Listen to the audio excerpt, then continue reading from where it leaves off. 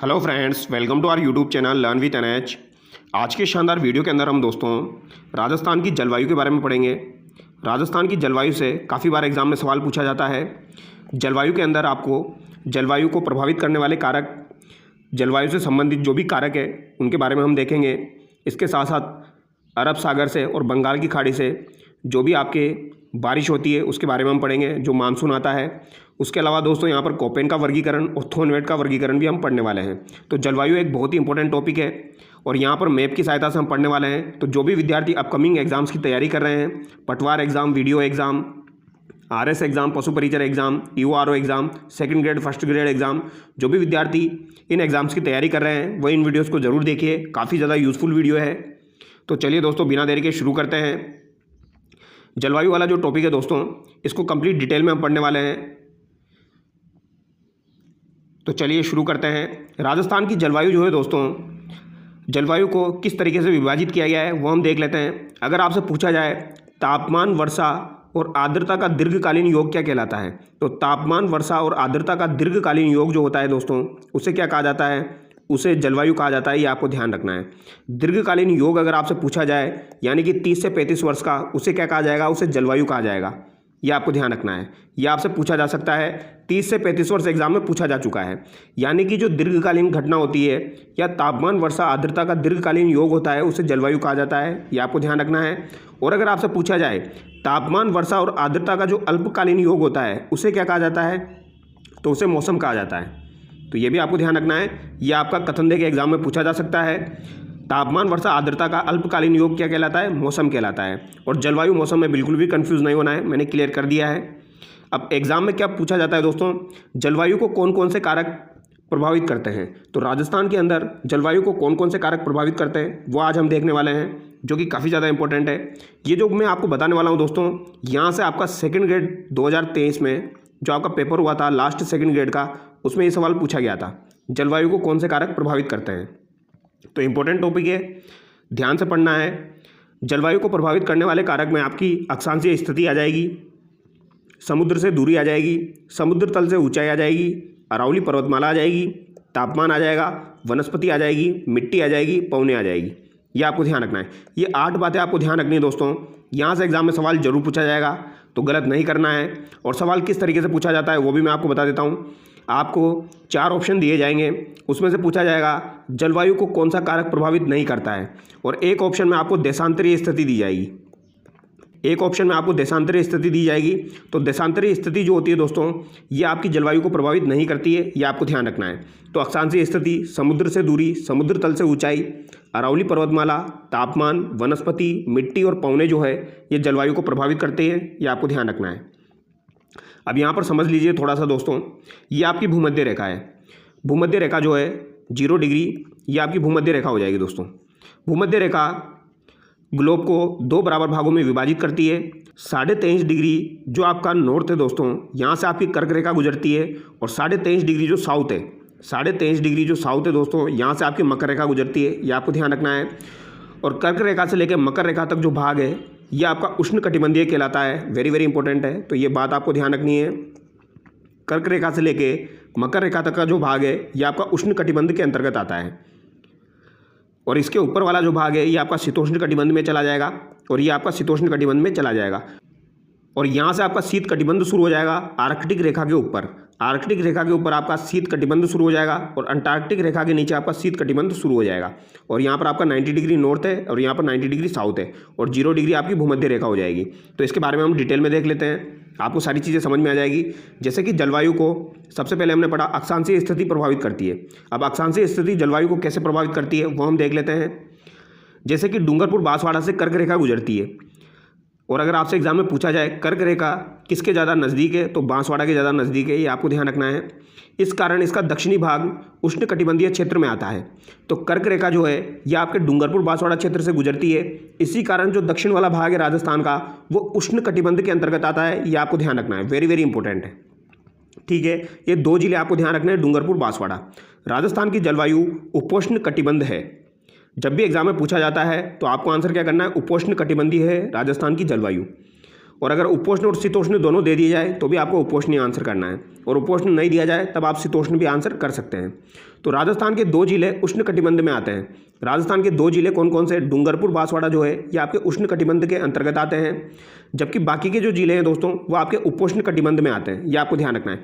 यानी कि 2 जिले तो आपके उष्ण में आ जाएंगे, वेरी वेरी इंपॉर्टेंट है, डूंगरपुर बांसवाड़ा, और बाकी के जो जिले हैं वो आपके किस में आ जाएंगे? वो उपोष्ण में आ जाएंगे। इसीलिए राजस्थान की जलवायु को क्या माना गया है? उपोष्णकटिबंधीय माना गया है। और अक्षांशीय स्थिति जो है ये जलवायु को प्रभावित करती है। और अगर आपसे एग्जाम में पूछा जाए दोस्तों जलवायु को सबसे ज़्यादा कौन सी चीज़ प्रभावित करती है, तो तापमान जलवायु को सबसे ज़्यादा प्रभावित करता है। आगे देखिए, पृथ्वी पर सबसे बड़ा दिन है। यहाँ पर एक सवाल दिया गया है, पृथ्वी पर सबसे बड़ा दिन कौन सा होता है? 21 जून, 22 दिसंबर, 21 मार्च, विकल्प उपयुक्त नहीं है। तो यहाँ पर ऑप्शन डी आपका करेक्ट हो जाएगा। अब यहाँ पर ऑप्शन डी आपका करेक्ट क्यों हुआ? क्योंकि दोस्तों 21 जून, 21 मार्च यहाँ पर कंडीशन नहीं बताई गई है कि यहाँ पर कर्क रेखा की बात की जा रही है या यहाँ पर मकर रेखा की बात की जा रही है। अगर यहाँ पर कर्क रेखा की बात की जा रही है तो हमारा आंसर 21 जून हो जाएगा, और यहाँ पर अगर मकर रेखा की बात की जाएगी तो हमारा आंसर 22 दिसंबर हो जाएगा, और अगर भूमध्य रेखा की बात की जाएगी तो 21 मार्च आंसर हो जाएगा। तो यहाँ पर इस सवाल का आंसर क्या होगा? विकल्प उपयुक्त नहीं है, क्योंकि यहाँ पर कंडीशन नहीं बताई गई है कर्क रेखा की बात की जा रही है या मकर रेखा की बात की जा रही है। अभी आपको ये चीज़ समझ में नहीं आई, आगे समझ में आ जाएगी। चलिए देखते हैं। 21 मार्च से 23 सितंबर तक सूर्य की स्थिति उत्तरायण होती है। तो ये बात आपको ध्यान रखनी है, 21 मार्च से लेकर 23 सितंबर तक सूर्य की स्थिति जो होती है ये उत्तरायण होती है, जबकि 23 सितंबर से 21 मार्च तक सूर्य की स्थिति दक्षिणायन होती है।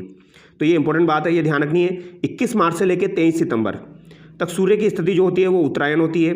उसके बाद 23 सितंबर से लेकर 21 मार्च तक सूर्य की स्थिति दक्षिणायन होती है। अब यहाँ पर एक बात समझ लीजिए जो कि आपके एग्जाम में पूछी जाएगी दोस्तों, वेरी वेरी इंपॉर्टेंट है। कर्क रेखा, भूमध्य रेखा, मकर रेखा यहाँ पर बताई गई है, ठीक है।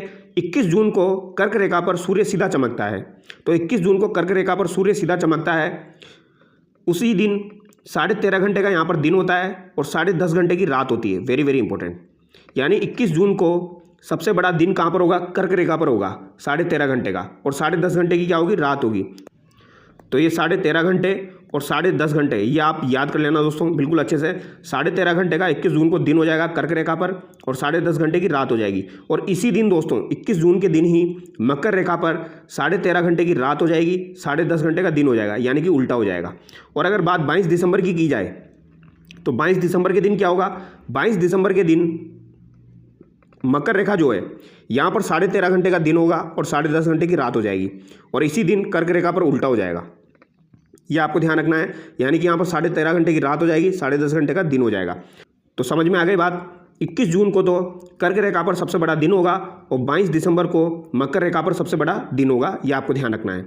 और 23 सितंबर और 21 मार्च 23 सितंबर और 21 मार्च को भूमध्य रेखा पर सूर्य सीधा चमकता है दोस्तों, और यहाँ पर दिन और रात की अवधि बराबर होती है, ये आपको ध्यान रखना है। तो ये 4 डेट आपको ध्यान रखनी है, इंपॉर्टेंट है। 21 जून का संबंध कर्क रेखा से हो जाएगा, और 22 दिसंबर का संबंध किससे हो जाएगा? मकर रेखा से हो जाएगा। और 23 सितंबर और 21 मार्च जो है दोस्तों, इस दिन भूमध्य रेखा पर सूर्य सीधा चमकता है, और यहाँ पर दिन और रात की अवधि बराबर होती है। तो चलिए इसके बारे में देख लेते हैं, सब समझ में आ जाएगा। 21 मार्च तथा 23 सितंबर को सूर्य की लंबवत किरणें भूमध्य रेखा पर गिरती है। तो 21 मार्च और 23 सितंबर को भूमध्य रेखा पर सूर्य की लंबवत किरणें गिरती है।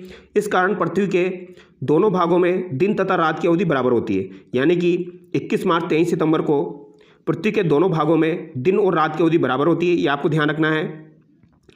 21 जून को सूर्य की लंबवत किरणें कर्क रेखा पर होती है। इसको लंबवत बोल लीजिए या सीधी बोल लीजिए, बात एक ही आपकी। इस कारण इस दिन यहाँ सबसे बड़ा दिन 13.5 घंटे, वो सबसे छोटी रात 10.5 घंटे होती है। लेकिन 21 जून को मकर रेखा पर सबसे बड़ी रात 13.5 घंटे, वो सबसे छोटा दिन 10.5 घंटे का होता है, जो कि मैंने आपको समझाया वही यहाँ पर लिखा हुआ है। 22 दिसंबर को सूर्य की लंबवत किरणें मकर रेखा पर होती है। इस कारण यहाँ सबसे बड़ा दिन 13.5 घंटे तथा सबसे छोटी रात 10.5 घंटे होती है। तो आपको याद रखना है दोस्तों, 21 जून मैंने आपको बताया है, इसके अलावा 22 दिसंबर मैंने आपको बताया, ये दोनों वेरी वेरी इंपॉर्टेंट है, ये आपको ध्यान रखना है।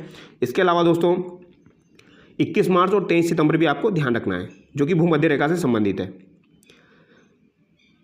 इसी 22 दिसंबर को कर्क रेखा पर सबसे बड़ी रात तथा सबसे छोटा दिन होता है, यानी कि उल्टा हो जाएगा। भारत में सबसे बड़ा दिन 21 जून को होता है, तो ये भी आपको ध्यान रखना है। अगर भारत के रेस्पेक्ट में अगर आपसे पूछा जाए भारत में सबसे बड़ा दिन कब होता है, तो ये आपका 21 जून को होता है। कब होता है दोस्तों? 21 जून को होता है, वेरी वेरी इंपॉर्टेंट है। अब भारत में सबसे बड़ा दिन 21 जून को क्यों होता है दोस्तों? क्योंकि भारत जो है ये ग्लोब के अकॉर्डिंग देखा जाए तो भूमध्य रेखा के तो दोस्तों उत्तर में स्थित है और देशांतरी रेखा के ये पूर्व में स्थित है। तो उत्तर पूर्व में स्थित है, यानी कि ये कहाँ पर आ गया आपका कर्क रेखा जो है वो भारत से होकर गुजरती है, यानी 21 जून को सबसे बड़ा दिन भारत में हो जाएगा। मकर रेखा भारत से होकर नहीं गुजरती है। अगर मकर रेखा भारत से होकर गुजरती तो मकर रेखा वाला दिन भी सबसे बड़ा होता भारत का, लेकिन भारत से कर्क रेखा होकर गुजरती है तो 21 जून सबसे बड़ा दिन हो जाएगा। राजस्थान में सर्वाधिक लंबवत किरणें बांसवाड़ा, डूंगरपुर तथा सर्वाधिक तिरछी किरणें श्री गंगानगर, हनुमानगढ़ में गिरती है। वेरी वेरी इंपॉर्टेंट है, ये सवाल आपका एग्जाम में डेफिनेटली पूछा जाता है, बहुत इंपॉर्टेंट सवाल है। राजस्थान में सर्वाधिक लंबवत किरणें कहाँ पर पड़ती है? आपकी बांसवाड़ा और डूंगरपुर में पड़ती है। इनको लंबवत बोल लीजिए या सीधा बोल लीजिए, ठीक है। इसको कैसे याद रखते हैं हम? सीधा बांस। बांस कैसा होता है दोस्तों? बांस सीधा होता है। बांस कैसा होता है? सीधा होता है। तो सीधी किरणें कहाँ पर पड़ेगी? बांसवाड़ा में पड़ेगी। तो बांसवाड़ा, डूंगरपुर में आपकी सीधी यानी लंबवत किरणें पड़ती है। और सर्वाधिक तिरछी किरणें कहाँ पर चली जाएगी? आपकी गंगानगर और हनुमानगढ़ में चली जाएगी। अब एक सवाल यहाँ पर दिया गया है, उसको देखिए। राजस्थान में सर्वाधिक तिरछी किरणें कहाँ गिरती है? तो सर्वाधिक तिरछी किरणें आपकी कहाँ पर गिरती है? कोटा, बूंदी, उदयपुर, दौसा। अब यहाँ पर श्री गंगानगर, हनुमानगढ़ ऑप्शन में नहीं दिया गया है, इसीलिए यहाँ पर राइट आंसर क्या हो जाएगा? दौसा हो जाएगा। तो थोड़ा सा अपना कॉमन सेंस भी यूज़ करना है, ठीक है। आगे देखिए, समुद्र से दूरी जो है ये भी आपकी जलवायु को प्रभावित करती है।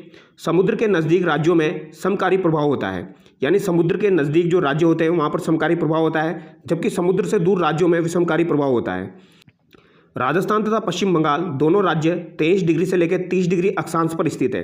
फिर भी पश्चिम बंगाल की जलवायु आर्द्र तथा राजस्थान की जलवायु शुष्क है। तो पश्चिम बंगाल जो है दोस्तों उसकी जलवायु तो आर्द्र है, राजस्थान की जलवायु शुष्क है। क्यों? जबकि 23 डिग्री से लेकर 30 डिग्री अक्षांश है राजस्थान के और पश्चिम बंगाल के। वो इसलिए है दोस्तों क्योंकि पश्चिम बंगाल जो है उधर समुद्र है, राजस्थान जो है यहाँ पर कोई समुद्र नहीं है। तो समुद्र से दूरी होने के कारण यहाँ पर विषमकारी प्रभाव है, ये आपको ध्यान रखना है।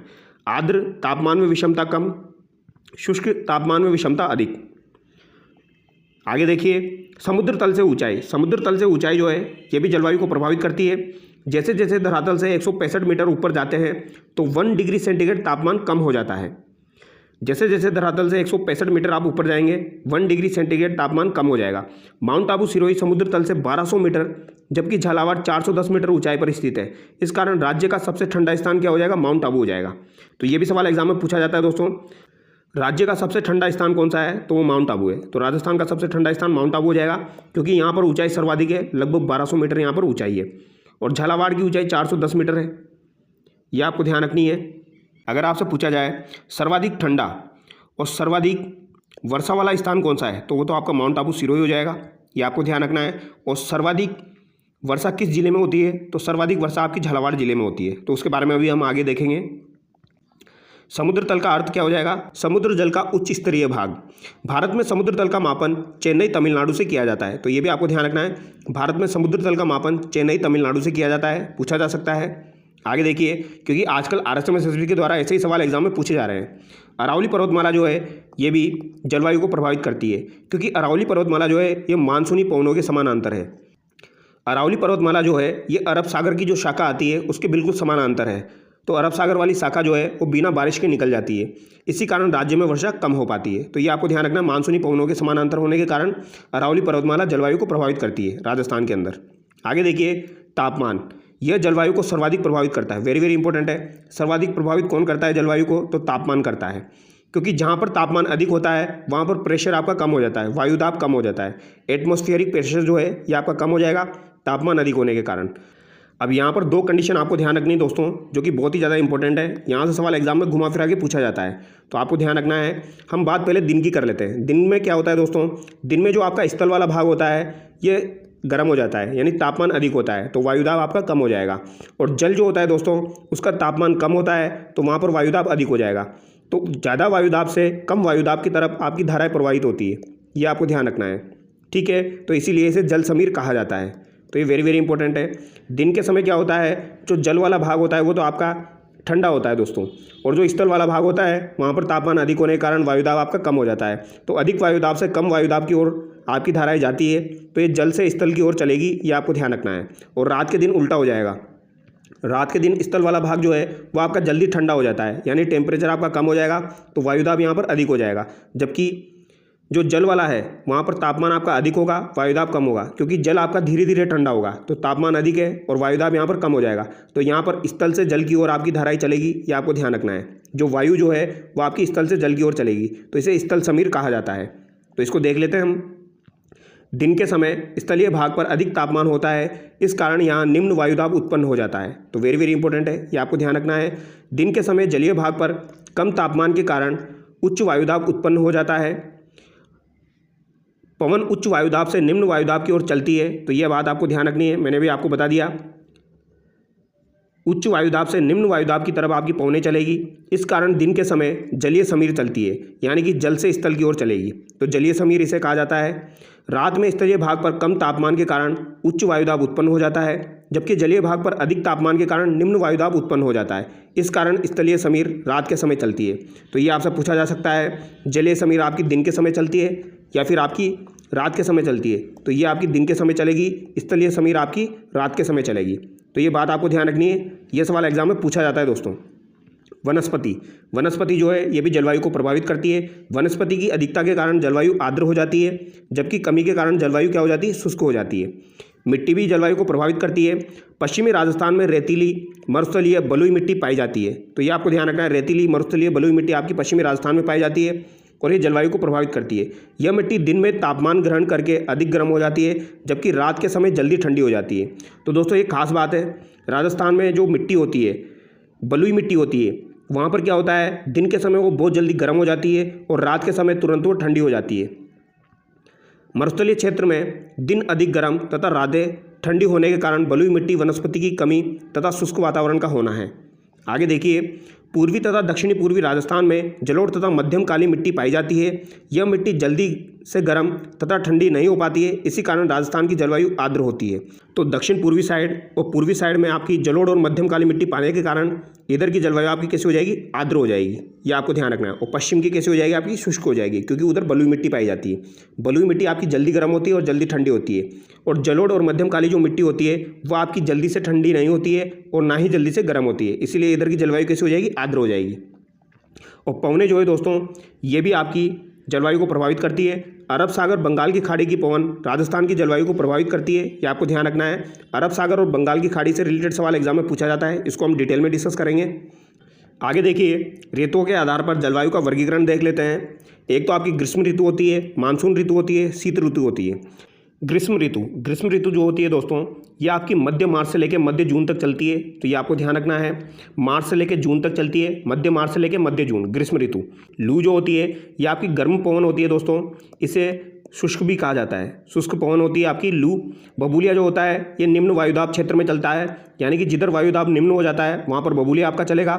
दोगड़ा जो होती है ये राजस्थान में मानसून पूर्व की वर्षा होती है और ये आपकी ग्रीष्म ऋतु के दौरान होती है, ये आपको ध्यान रखना है। लू, बबूलिया, दोगड़ा राजस्थान में मानसून पूर्व की वर्षा होती है, तो ये दोगड़ा आपको ध्यान रखना है दोस्तों, ये काफ़ी बार एग्जाम में पूछ ली जाती है।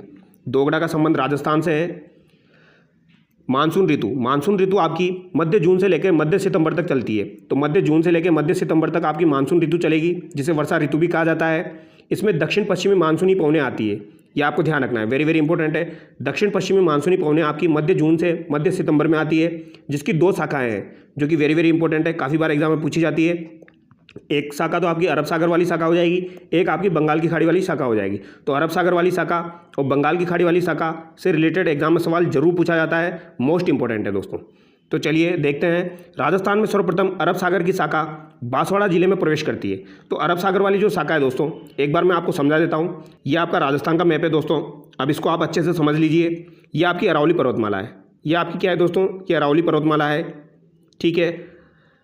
और जो अरब सागर वाली शाखा है वो आपकी सिरोही से प्रवेश करती है दोस्तों, सिरोही से प्रवेश करती है, माउंट आबू सिरोही से। माउंट आबू सिरोही जो है दोस्तों ये आपका सर्वाधिक वर्षा वाला स्थान है। सर्वाधिक वर्षा वाला स्थान क्यों है, क्योंकि अरब सागर वाली शाखा जो है वो जब सिरोही से प्रवेश करती है तो माउंट आबू की ऊंचाई होने के कारण, अधिक ऊंचाई होने के कारण ये इससे टकराती है, तो यहाँ पर सर्वाधिक वर्षा होती है। तो माउंट आबू सिरोही में सर्वाधिक वर्षा होती है। और फिर बाद में क्या होता है, ऊंचाई कम होती जाती है तो ये अरावली के समानांतर निकल जाती है। तो अरब सागर वाली जो शाखा होती है ये आपकी अरावली के समानांतर निकल जाती है और इससे राजस्थान में ज़्यादा वर्षा नहीं होती है। इससे सबसे ज़्यादा वर्षा माउंट आबू सिरोही में होती है केवल। तो ये आपकी माउंट आबू सिरोही और बांसवाड़ा साइड से प्रवेश करती है, ये आपको ध्यान रखना है। और जो आपकी दूसरी शाखा है दोस्तों, बंगाल की खाड़ी वाली शाखा, तो बंगाल की खाड़ी वाली जो शाखा है ये इंपॉर्टेंट है। सर्वाधिक वर्षा जो होती है वो बंगाल की खाड़ी वाली शाखा से होती है। सबसे पहले अरब सागर वाली शाखा से राजस्थान में वर्षा होती है, उसके बाद सबसे ज़्यादा वर्षा बंगाल की खाड़ी वाली शाखा करती है। बंगाल की खाड़ी वाली शाखा जो है ये आपकी दक्षिण पूर्व से प्रवेश करती है, ये आपको ध्यान रखना है। इस वाले एरिया से आपकी बंगाल की खाड़ी वाली शाखा प्रवेश करती है और सर्वाधिक वर्षा बंगाल की खाड़ी वाली शाखा झालावाड़ में करती है, तो सर्वाधिक वर्षा वाला जिला हो जाएगा, ये भी आपको ध्यान रखना है। तो झालावाड़ सर्वाधिक वर्षा वाला जिला हो जाएगा, जो कि एग्जाम में पूछा जाता है। और सर्वाधिक वर्षा यहाँ पर कौन करती है? बंगाल की खाड़ी वाली शाखा करती है। अब यहाँ पर एक बात आप ध्यान रखना दोस्तों, यहाँ पर मैंने आपको झालावाड़ बताया है, तो झालावाड़ के साथ साथ आपका बूंदी आ जाएगा, कोटा आ जाएगा, इधर आपका करौली सवाई माधोपुर, ये सारी चीज़ें आ जाएगी। तो कभी कभी ऑप्शन में क्या होता है, झालावाड़ कोटा बूंदी ऑप्शन में नहीं दिया जाता है, डायरेक्ट करौली ऑप्शन में दिया जाता है।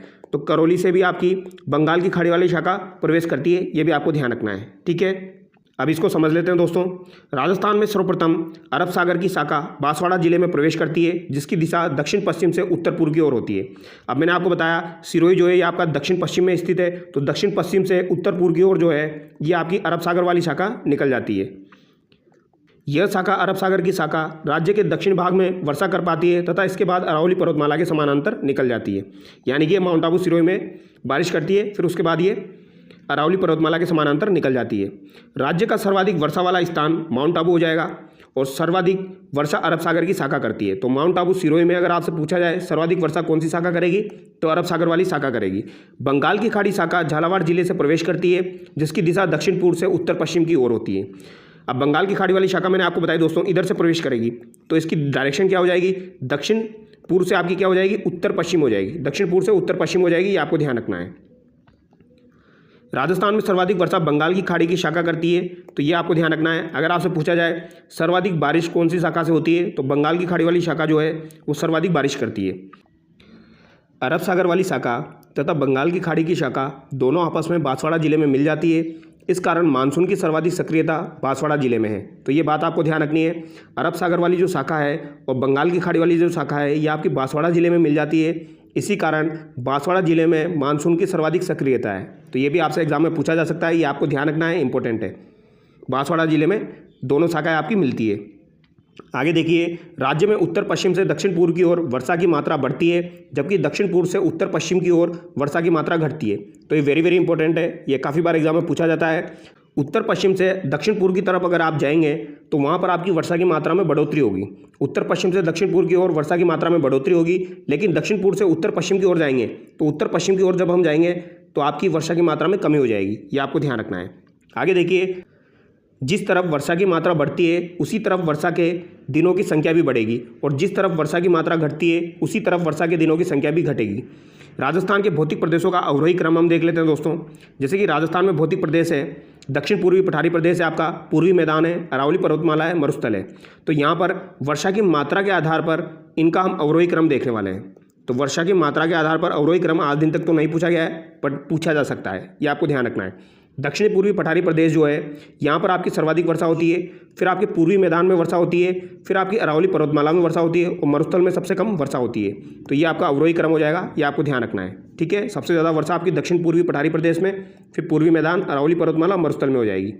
राजस्थान में मानसून का प्रवेश कब होता है, तो राजस्थान में मानसून जो है ये 15 जून को प्रवेश करता है। वेरी वेरी इंपॉर्टेंट है, ये बात भी आपको ध्यान रखनी है। राजस्थान में मानसून प्रवेश आपका 15 जून को करता है।